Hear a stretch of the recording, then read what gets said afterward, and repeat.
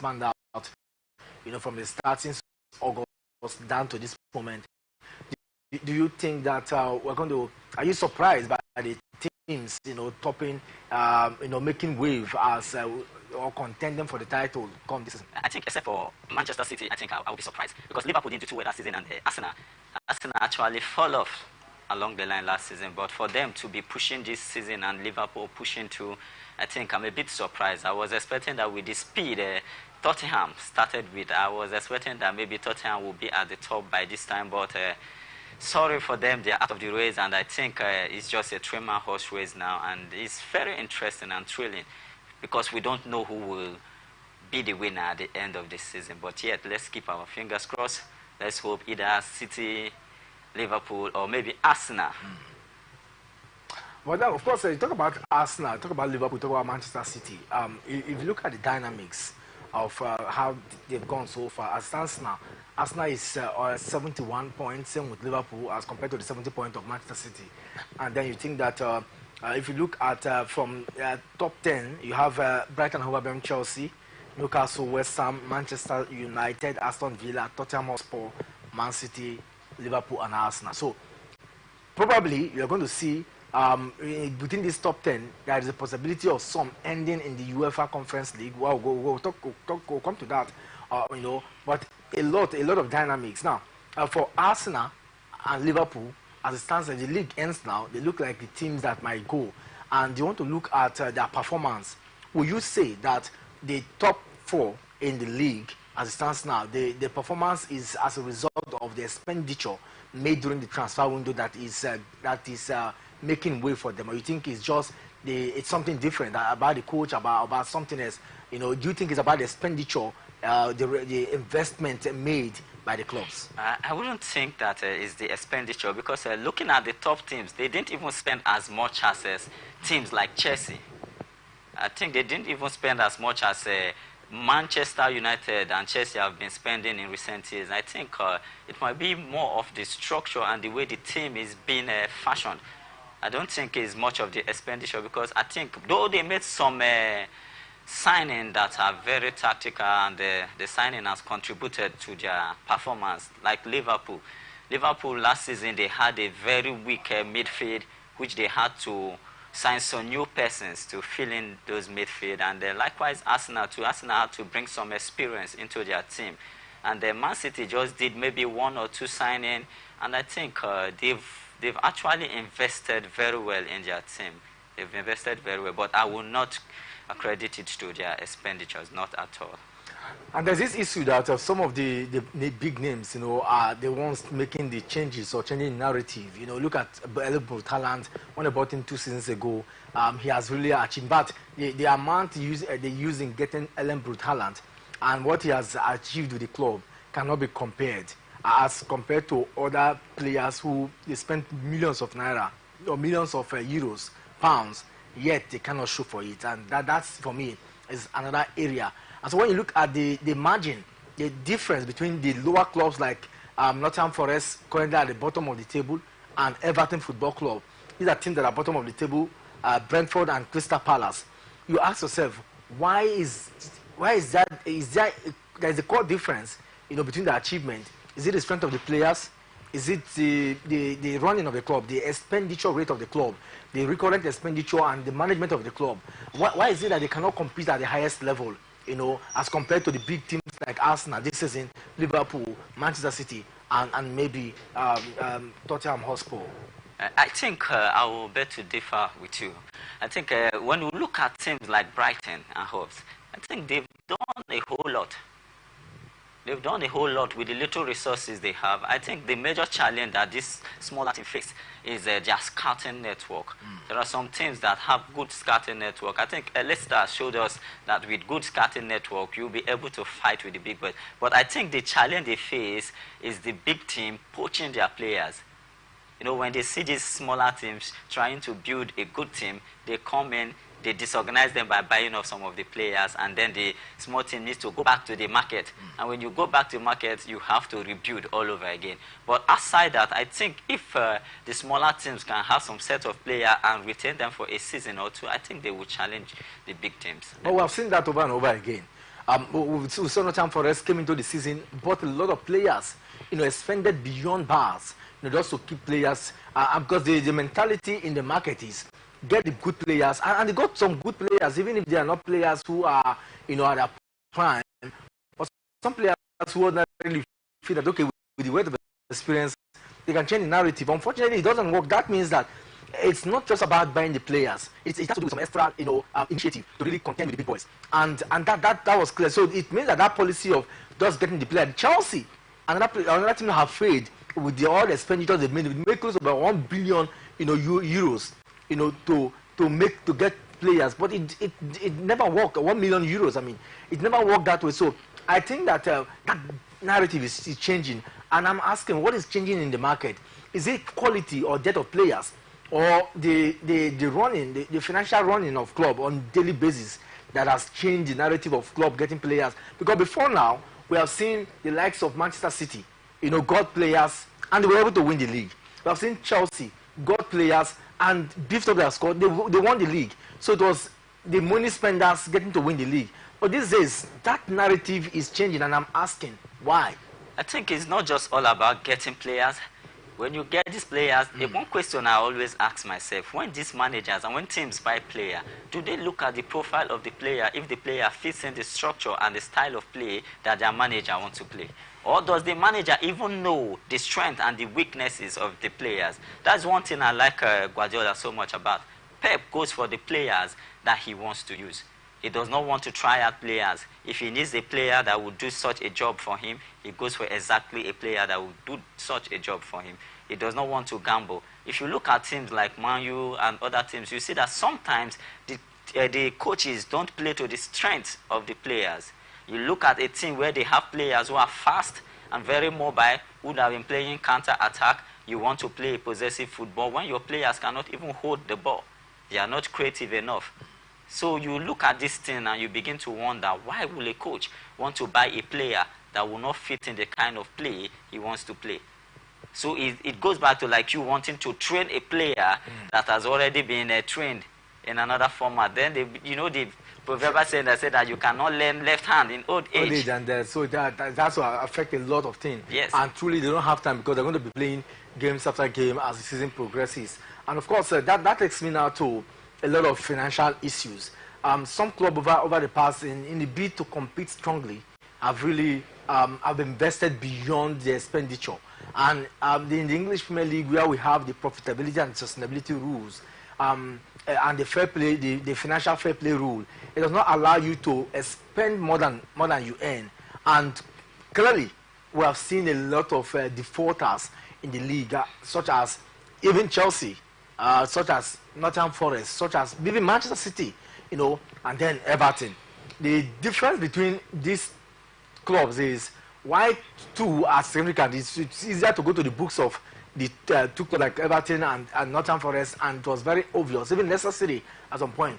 But it's been difficult to penetrate through the books, or maybe the evidences are there. But I mean, it's been difficult to really tie the likes of Chelsea and the likes of Manchester City down, because of the organization. But let's start with Nottingham Forest. Why do you think clubs spend so much, beyond their limits, just to compete at the level? Whereas the likes of West Ham, they have been there in the last couple of seasons. I won't say that the target of teams isn't to win the league. Every team comes, or franchises in NBA as they're called, everything comes into the season with the decision to pick up their squad and see if they can win. After all, Leicester City had a fairy tale run in 2016. So they want to win. But sometimes they just resign their fate as the season goes on. They end up mid-table, or at best, they achieve whatever.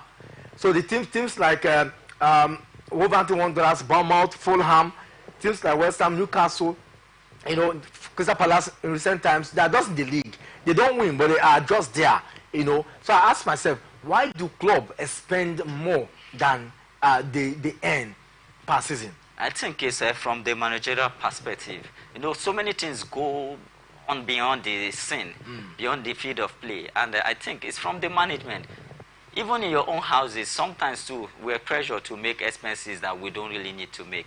When you look at teams like West Ham and Wolverhampton, and you also look at some other teams that are doing pretty well, like Aston Villa, you look at this team, it's not as if they can't spend if they want to spend like the way Nottingham Forest are spending, but I think their own way is to grow organically. They want to grow gradually, step by step, you know, one step at a time. They don't want to bite more than they can chew. And I think teams like Nottingham Forest, I think their major challenge is that they are desperate. They don't want to go back to Championship. So they want to remain in the Premiership, and they are spending way more than they can generate, which is a default. It causes them to default on the PSR rule, and you see them facing one sanction or the other, one problem or the other, just like Everton is also facing. But I think teams can do well without even spending much. If they can go into the academy, I think Manchester City recently have been bringing some set of players from their academy. Likewise, Liverpool. I think this season, the box strength of Liverpool have been them introducing players from their academy. You look at Trent is not doing too well, injuries here and there. You look at Robertson too, having so much injury. They've been able to bring in, I think, Brody and some other younger lads to fill in for them. I think teams should go into their academy, try to build organically instead of trying to like spend every time to get results. And mind you, sometimes they make these expenses and they don't get the result. That is the problem. You look at Newcastle. Newcastle have all the financial power to buy as much as they can buy. True. But they choose not to. They want to grow a team, because when you grow a team, you have an identity, you have a style of play, you have a structure, you build your team not just around the player, but you have a kind of, how would I call it, a tradition. You have a tradition. You look at teams like Barcelona as of old, you look at teams like Liverpool and Manchester United, even though they are not doing too well, they have this tradition. I think clubs should be able to grow to that point and not just being desperate to get instant result. Clubs should be able to grow organically and not desperate to really get result. I mean, of course, we saw it happen once in a while where Leicester City did the unthinkable, you know, but sometimes it takes ages to get to see such happen. Maybe we would have seen it in Girona if they had won the league, or if they have, you know, if they're still in contention so far this season. But it tells you that it takes a whole lot. It's beyond the financial strength of a team to win a particular league, especially the top 5 leagues in Europe. It has to take a whole lot. And that reminds me of Leverkusen.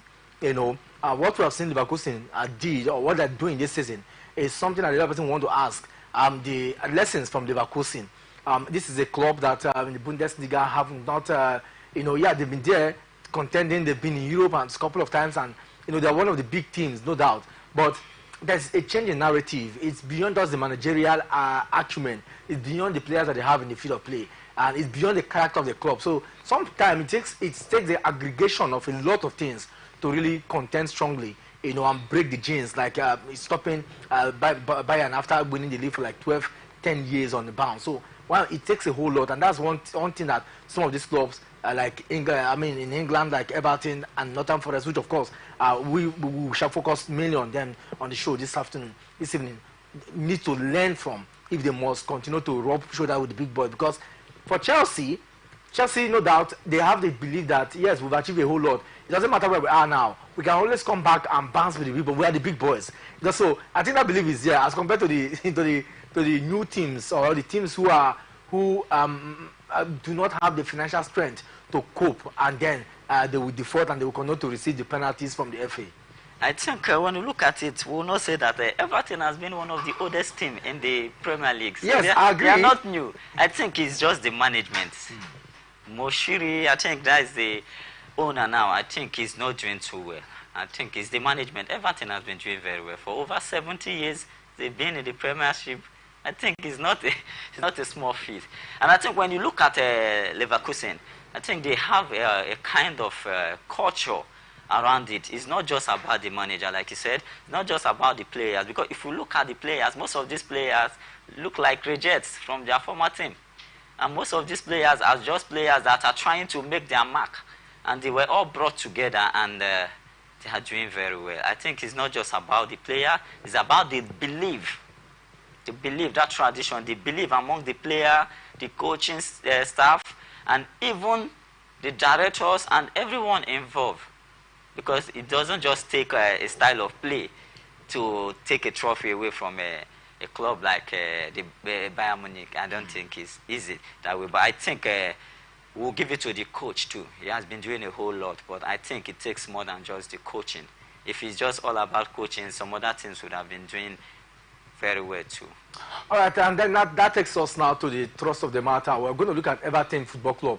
Just this week, Everton have been given suspension, giving an additional 2-point deduction from a breach of the Premier League's profitability and sustainability rules, that's the PSR.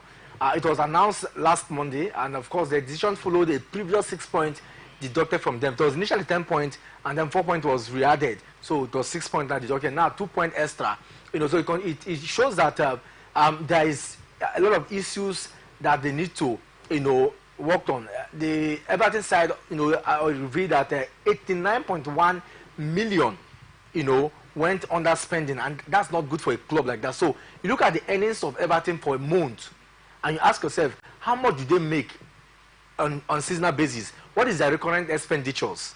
So that we're able to know, because the business of sports, traversed, it got across a whole lot. So you ask yourself, why is Everton being fined as compared to other teams? Are they doing something? Are they engaging in businesses that other teams haven't engaged? And that's the nucleus of what happens in the English Premier League that a lot of persons don't get to see on daily basis. I think the problem with Everton, if you look at it from the managerial part of the whole thing, is like you running an expenses. When you have a budget, you budget on money that is not at hand. That is what Everton did. They were hoping on their sponsorship and their partnership, of which most of the sponsors and the partners pulled out. They've already drafted their budget on how they will spend, and they went ahead to spend. They budgeted on money not at hand, depending on that they will generate this money up front, which, because of the pulling out of some of their partners, and they couldn't meet up. But I think the major problem with Everton themselves is when you face such challenges, you have to come back. You have to look at how to make amends, cut off some certain expenses, and look at how to make do with what you have. But Everton have not done too well. And I think their own case compared to the case of Nottingham Forest is like the normal saying that we say that whatever you do or say will be used against you in the court of law. Everton were not cooperative. They were not cooperative with the league management board. They were not cooperative in the first instance, and that is why they are being fined so much. Nottingham Forest had to cooperate, and they were at least giving some leverage. And I think that is the problem with Everton. But Everton, my major challenge is how can you be fined for not doing well, and instead of trying to mitigate it, you're even doing worse. I think if you look at their chart flow, you look at their expenditures, you see that it's not even getting better. Season after season, it's becoming worse. Last season, they nearly escaped relegation. At the last day of the season, they escaped relegation. And it looks like this season, initially it was supposed to be 5 points. But, the commission had to plead, and it was now 2 points given back to them. And I think that a lot. Moshiri, yes, I know that they are planning a takeover. Moshiri wants to sell the club. He does not have the financial strength, to continue with the club. But if you don't want to continue with the club, I think that there are ways to go about it. He feels that all the expenditures or all the financial strength he has imputed isn't going the whole way. Sometimes, as a club, your gate takings isn't enough to sustain you on one. How much is even the gate takings as compared to the cleaner who does the stadium, those who cut the grass, who maintain the grasses and all that and all. So I think that they are planning to take over bid with 777, but then that has not come to reality. So my thinking is, do you think with all these sanctions, can Everton, go through the waters of relegation this season? I think it will be very difficult. It will be very difficult, but we're praying that for sake of them being there for 70 years, that they should be able to qualify. They should be able to go above relegation. But my major challenge is that Moshiri himself has this integrity issue. That's why you see partners pulling out. Even the new persons that want to buy the club over, they have the same issue. You know, in business, when once you have this integrity issue, you always have issue to attract sponsorship. You have issues to attract partners. I think that is what he's facing. It's not about the player. It's not about the club. Even the buyer that want to buy, want to kind of like, because whenever you buy a club, you buy both the liabilities and everything. So they are looking at, is this club worth buying with all these financial problems? I think that's what they are looking at. Moshiri himself has an integrity issue and is affecting the club. We pray that maybe they get a new buyer so that the club has more trust and more sponsorship coming. But for now, I don't think anybody will want to buy the club until the end of the season. And talking about the end of the season, for Everton management, they have come out to express their displeasure with the manner at which these penalties are dished out. Now, you understand from their own perspective that they are complaining that how can a club face disciplinary issues in 4 different commissions? That is to say, 4 different commissions handles that issue and discharge 4 different penalties. And I think they have a point there. If you want to deal with the club, why not place it before a particular commission who will look into that from its entirety, so that you don't have inconsistent you give out 10 points, you deduct it back to 6 to 4 points, and then you uphold the 6 points, and now you dish out 5 points again, and you take back 3 points, and you give them back 2 points. I mean, there are some bit of inconsistency even from the English Premier League Commission. So why is it so? I think why it's so is because of the nature of the issue. You know, when cases drag, you begin to get more bodies coming in. It's just like you having an issue in your family. Someone tries to settle it, and they can't settle it. They bring in another party. Okay. So every party comes in with their own idea.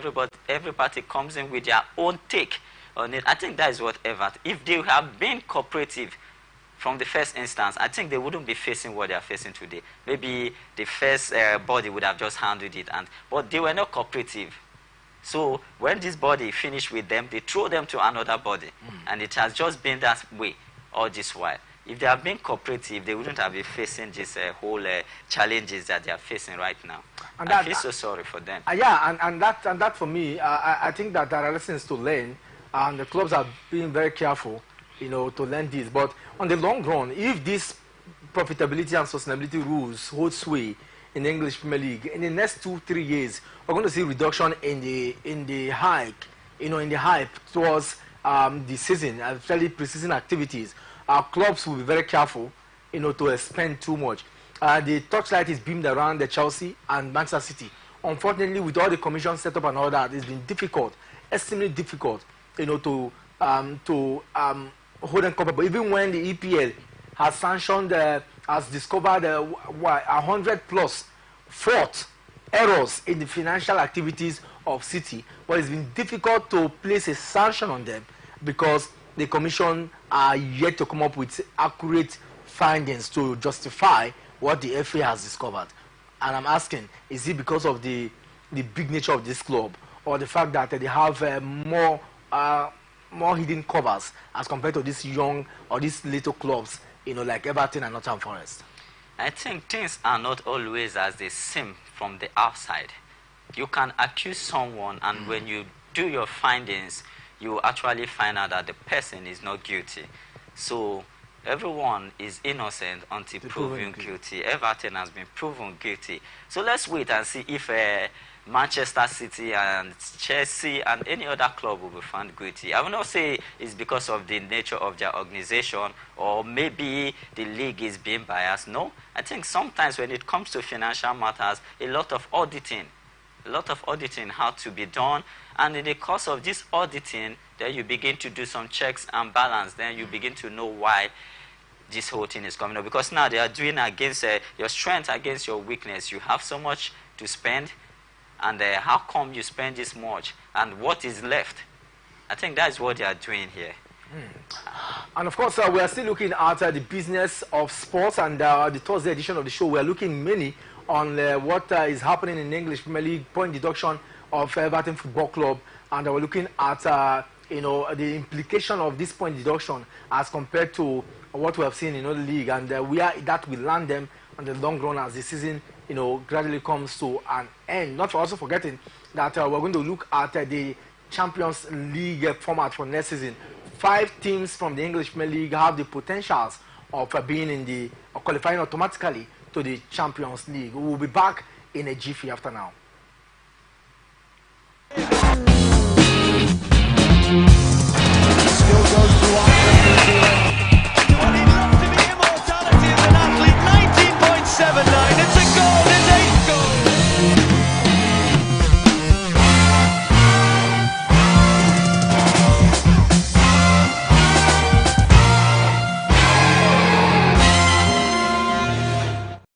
From that break, if you're just joining us, this is Sports Extraordinary, the Thursday edition, and of course we are looking at the business of sports, and not forgetting that a lot is happening. Tonight is the Europa Cup, but before we delve into all that, we'll also look at a lot of issues from club football. We talked about Everton Football Club and also the teams, how they are faring financially and how far financial strength and performance have aided them to where they are this season, and so we did some review of some of the teams, Everton in particular. But then away from that, now let's look at the continent where football reigns. Of course, every team wants to be part of the UEFA Champions League. And I ask, what is so glamorous about the UEFA Champions League that it's like, the apex achievement of clubs? If you play in the UEFA Champions League, that for you is the biggest achievement that you ever crave for. The name alone tells you that. Champions League is the league for the champions. So if you've not played in Champions League, you're not yet a champion. So everybody wants to play among the champions. And that's for me, the beauty of getting to see 5 teams from the English Premier League. Now we have 4 teams, okay? 5 teams now, the changes, and a lot of changes in recent time. Some persons are even confused them more. Arsene Wenger has really brought in a lot of things. I also hear that more changes will even come as time goes on, from FIFA down to UEFA, some of these policies. And for next season, we're hearing for the first time, 5 Premier League clubs now could qualify automatically, to the Champions League. Traditionally, we have been seeing 4 teams. So all this, how is the pattern of form?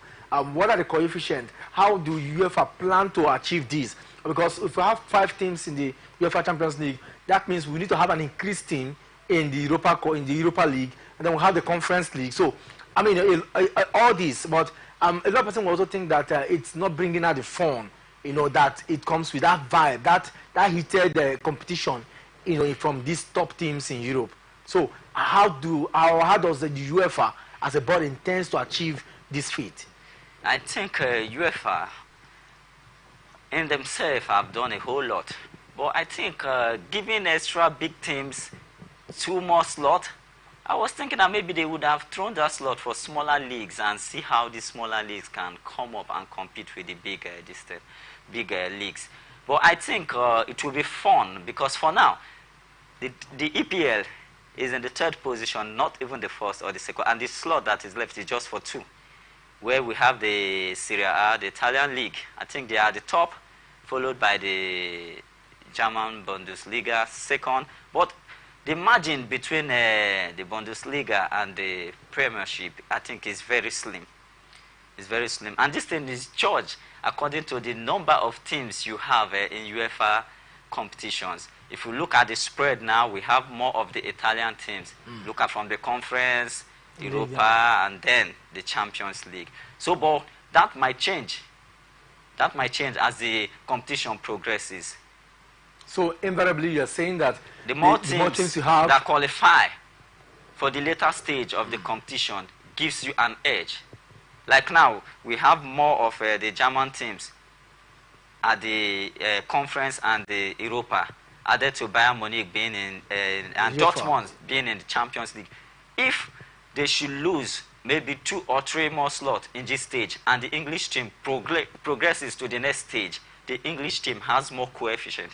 That's how it works. Okay. So the more teams you have at a later stage of the competition, till they get to the finals. If at the finals, maybe 2 or 3 English teams has to play across the competitions, the English team will automatically be at the top. So that is how it works. It's not as if they just spread it. It's the number of teams, because now they want to encourage leagues to work on their teams so that their teams will go far in their competitions. so that the TV rights too will also increase. And that's it, because I know that UEFA as a body makes a lot of money from the TV rights, and somehow I do not know the sharing formula between how they share this financial earnings with the clubs, but I know that they make a lot of money from TV right deals and the UEFA Champions League. But let's talk about the coefficient you talked about. In this case now, it automatically implies that because if you look at the coefficient, 0.107 is the difference between the English team and the Bundesliga team, and the possibility of not getting to see at least one English team in the semi-final is very likely. Automatically too, you're going to see a German team or another English team in the semi-finals. So all this, makes. But I mean, anything can change. Real Madrid can do the needful. At this point, it's difficult to call now until the second leg comes to a conclusion. But then, in the game that we'll possibly see in the Europa League, it tells that a lot of strengths. And over time, we've seen Atletico Madrid, more Spanish team, get their hands on that particular one. We've seen Villarreal, in recent time, won that particular one. We've seen so no doubt La Liga has dropped a little, but the strength now is in the Bundesliga team and the Italian team as compared to and even the English Premier League. So, what does this imply now? Don't you think that this will intensify will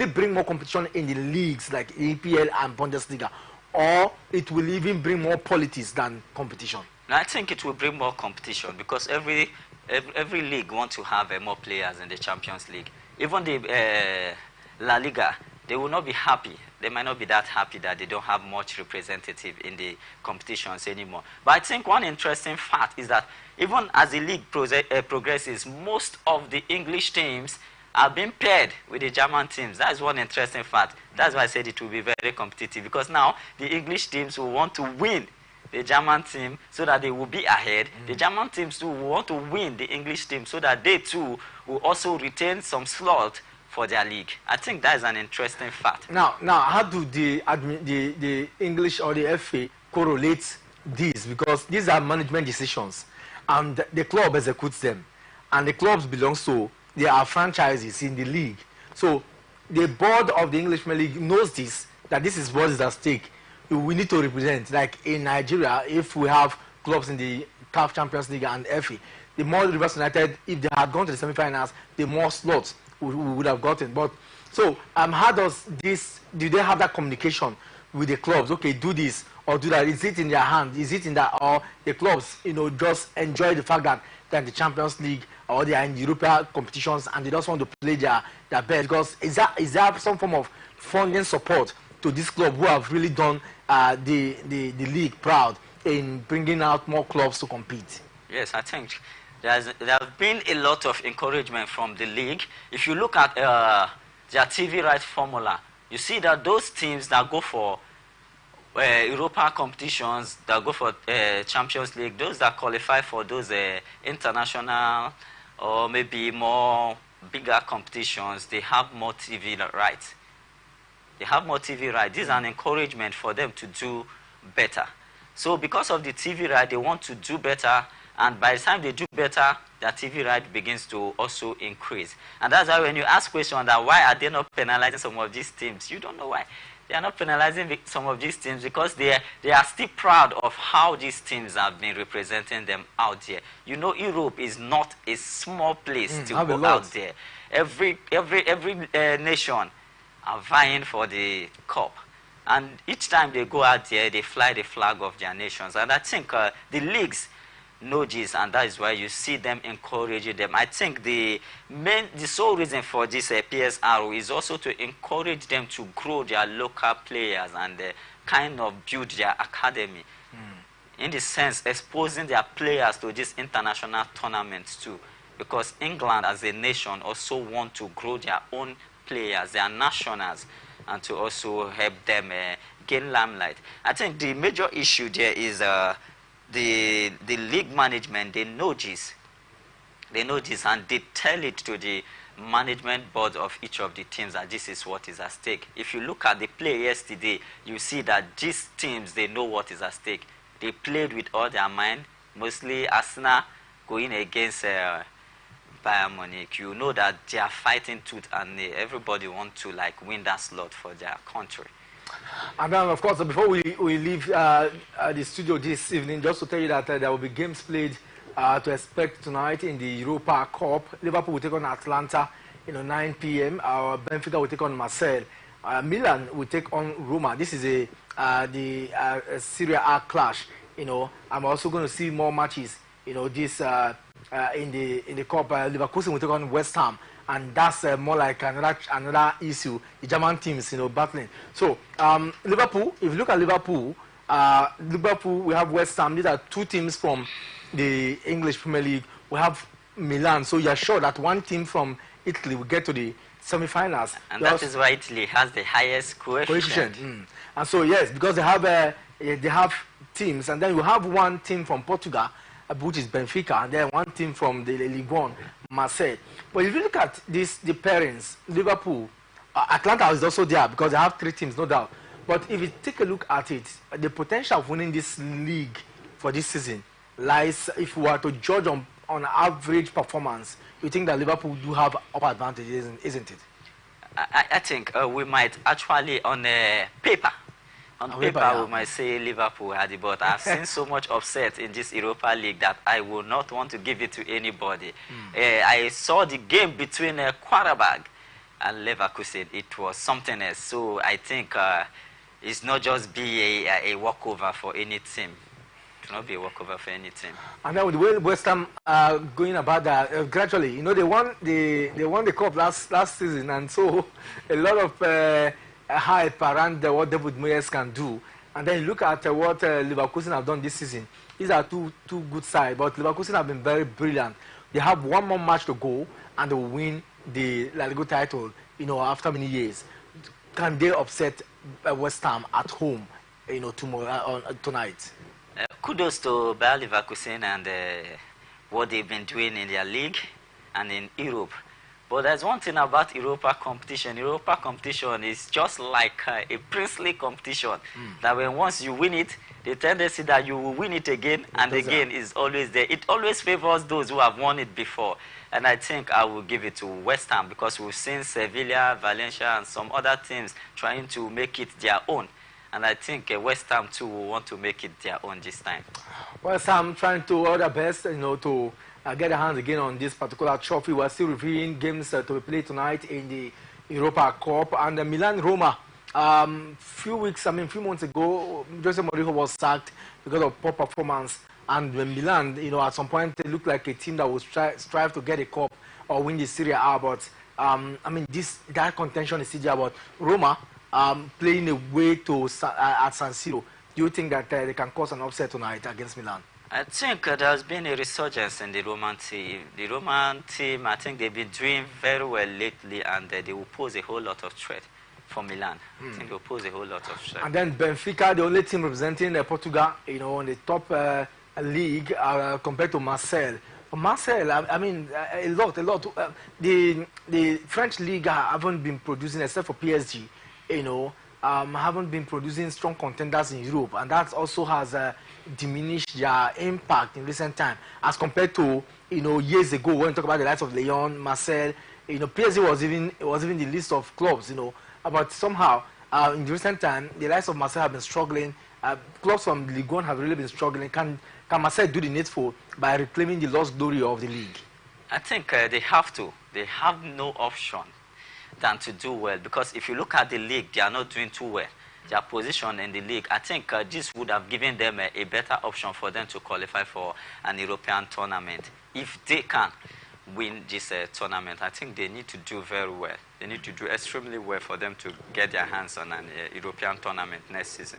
And in the general setup, if you look at the policies of, in terms of club football, financial policies, administrative policies, how clubs are run, and the private setup, the private ownership of club does not, it's not open, does not interfere, with the running of club activities or the league.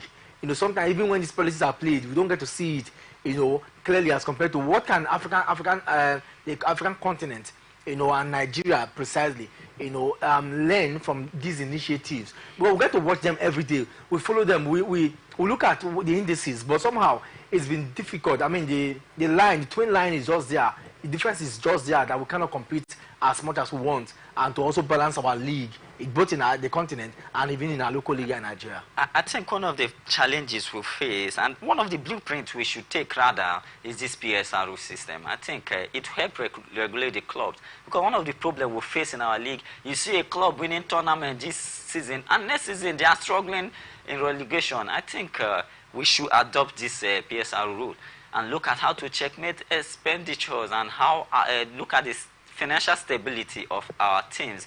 And I think too we should also adopt this quota system. Quota system whereby the clubs, I know most of the clubs are being owned by state government, so such states should have a quota system that they will have again in their games. Like if they say that maybe Rivers United has to play a game, there must be at least 3 homegrown players. I think we should adopt that system. It will help us grow our league. And I think too there should be incentive like this coefficient, this reformatting that UEFA are doing. From 32 teams now to 36 teams next season. Or an encouragement, like an incentive given to the best performing, maybe perhaps state or zone, so that the zone that performs more get more slot in the league. I think that will encourage the league more. And then we can also rule out the fan, the fan culture. I mean, for me, it troubles me so deeply. I know the level. The North Africans are gradually getting it right in terms of fan base. It doesn't matter when the games are played. You see everywhere is compact. South Africa at some point too, the Mamelodi Sundowns of this world, these are teams that are gradually getting it right when it comes to fan base. And I ask myself, at what point, how can we develop the culture of building fans? Rivers United, for example, will have a game at the Adokia Mesimaka. It doesn't matter whether it's 6 p.m. If there are floodlights and the environment is posh, we can get fans coming. But the culture isn't there. So the question is, how can we, get to the level? Because fans are determinant to a lot of activity. And maybe part of the reason why they don't take at the level they don't take clubs in Nigeria seriously is because we don't even have good fan base. We pay money to get fans, and it shouldn't be so. So the question is, how do we ensure that we create that fans experience in our clubs? I think the league management body, I think they need to go back to the drawing board. I think one of the things you want us to do is that you want fans to come out, fine. You have to create a culture. And one of the best way to create a culture is through language. Language that will be understood by the fans. As it stands now, the league is not speaking to us. We don't understand their language. We don't know what they are doing. They are just out there playing their matches, and they are not looking for a medium to relate gist to the people. Hallelujah. We don't take them like our own league. They are not our league. We might just call them a team from our state, but we don't see them as ours. There should be a way, there should be a culture that we, the people, the fans, we see these teams as our teams. When you look at England, you see some die-hard fans. True. Some 80 years, 70 years, man, they see it as ticket holders, season ticket holders, and you'll be surprised. I'm telling you. I have a friend who stays in Leeds, who schools in the University of Leeds. And then he tells me that he used to be a Manchester United fan before, but because he travels to England and he lives within that locality, plus that he has finalized he has enrolled as a fan of Leeds, and he tells me, bros, I can walk into the stadium because my club will be playing so time. I need to be there, so I can. I mean, you know the culture. These are Leeds. It doesn't matter whether they don't win the league. It doesn't matter whether they are playing in the championship. The fact that it is a club, they own it. It's theirs. It's their club. They see these clubs as theirs, and they understand the language. It's just like the young man that went to Leeds. But look at when he got to league, all he was hearing is league. True. Leeds, and that is the language he's been hearing, and he understands that passion in the city.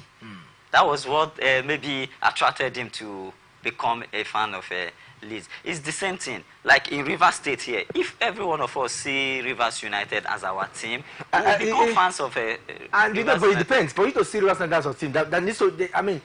It shouldn't be the work of the league body or the effort of the club to bring in that experience, to initiate it. I think both the club the management, and even every other body. I think it needs more publicity. One thing is that they said seeing is believing. We need to see them more, not just seeing them more. We need to believe in them more. We need to have this trust that even in their thick and in their thin, they are still ours. And this can only be done when we have this close relationship with them. I can't even go to the market and see Rivers United jersey to buy. At least let's start from that. If you can go to the market and see Rivers United jersey to buy, that will give you that sense of belonging. Okay, now, like, let's say maybe there are discounts, there are interviews, maybe souvenirs. There are things that they can do. Maybe they have their social media outlets where we can communicate with them. Not just a social media outlet that they placed like a banner, but a responsive platform where we can discuss. They can discuss with their fans, give them updates, if possible, even put them through on how the club is being run. And people, the more information people begin to get, the more they can relate with the club and the more they feel that they are part of the club. I think that is one of the things they should do. So invariably you're saying that communication, there's a bridge of communication between some of the Nigerian teams as compared to the teams in Europe. I think there's no communication at all. Bridge of communication is as if there has been before. There is no communication at all. What we're even having as communication is a distorted communication. The communication are not even genuine enough for us to believe in. I think if they should be intentional, they should be this is marketing. Aside playing football, you have to market your club. You have to market your club. You look at Man City, when they came in, they were not being accepted initially. They were called the noisy neighbors. But over time, they are being accepted. Now, you can see that even in Nigeria, they have Manchester City fans now. But before now, it wasn't so. It was just probably Arsenal, Manchester United, and Liverpool, and Chelsea. But now, you look at in Nigeria here, they have Manchester City fans. I think it has to do with a lot of publicity, intentional publicity. Intentional publicity, and of course, that's what we crave for. I mean, it's one thing to have a club or to own a club, is another, to instill it. And of course, we have been able to demystify, how clubs are run. And when you look at the recurrent expenditures of a club, you see a club, oh, I belong to this club, I'm an Arsenal fan. You don't know the expenditures on weekly basis because they pay them on wages and they pay them weekly as compared to what we have here, monthly. And because they pay them weekly, a lot is imputed. The man who cleans the stadium, is paid on weekly basis. So the clubs know that, okay, this is that. If they don't have or they don't fine-tune their plan, they run into expenditures. And that's why they have a lot of banding. And I mean, they have a lot of social welfare programs that they have in place. Let's just assume that maybe Rivers United have a social welfare program where the players, the team, the management, they do visit schools. And, these children they begin to see them as their idol. They begin to see them as role models. And then as they grow up, they become part and parcel, like they have this affinity with them. All right, many thanks to Evans Ajay, a financial expert, a marketer, and of course a football enthusiast who understands football business matters when it comes to the English Premier League, and we've been able to demystify why Everton Football Club have been docked 2 more points, and of course they are for going against the profitability and sustainability rules in the English Premier League, as well as the coefficient of the UEFA Champions League for next season. Many thanks to Evans for joining us today. Yeah, thank you very much. Paul Temple is my name. Many thanks to you for being part of the conversation here this evening on Atlantic Television Network. Let's do this again tomorrow, the Friday edition of the show. And don't forget that it's always one game, football without violence. Stay tuned here on Atlantic TV Network. Go to our social media platform, Facebook, Instagram, Twitter, or X for more conversation. Have a lovely evening. Bye-bye.